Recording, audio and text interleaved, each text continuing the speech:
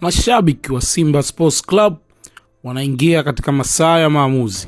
Taarifa zinazoendelea kusambaa zinaeleza kuwa kesho tarehe 30 Julai 2026 ndio deadline kwa Simba Sports Club kukamilisha malipo ya dola 50,000 sawa na takriban shilingi milioni 131 kwa klabu ya Wydad Athletic ya Morocco ili kumalizia usajili wa mkopo wa mshambuliaji Selemani Mwalimu maarufu kama Gomez kwa msimu mzima.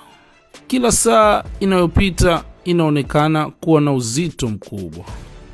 Kwa mujibu wa taarifa hizo, hadi sasa hakuna uthibitisho kwamba kiasi hicho cha fedha kimewasili kwenye akaunti ya Wydad, jambo linalozidi kuongeza taharuki kwa mashabiki wa wekundu wa Msimbazi. Kinachofanya habari hii kuwa na uzito zaidi ni kwamba endapo muda wa mwisho utapita bila malipo kufanyika, makubaliano hayo yanadaiwa kufutwa rasmi. Hilo litamaanisha Selemani Mwalimu maarufu kama Gomez hata kuwa sehemu ya Simba Sports Club msimu mpya wa 2026-2027 na atalazimika kurejea Morocco kujiunga na klabu yake ya Wydad. Zaidi ya hapo, taarifa zinaeleza kuwa tayari Selemani Mwalimu amejiandaa kwa hali yoyote.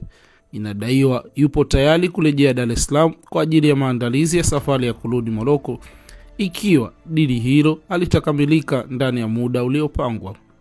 Hata hivyo, ni muhimu kusisitiza kuwa hadi wakati huu hakuna taarifa rasmi kutoka Simba Sports Club wala Wydad Athletic Club iliyothibitisha kuvunjika kwa makubaliano hayo.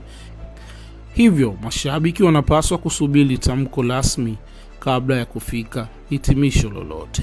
Je, Simba Sports Club itafanya malipo katika dakika za mwisho na kukamilisha dili hili, au Selemani Mwalimu atarejea Morocco na ndoto ya kuendelea kuichezea Simba itafungwa rasmi? Masaa machache yajayo ndiyo yatatoa majibu. Endelea kufuatilia LK Plus kwa taarifa zote rasmi zitakazojitokeza.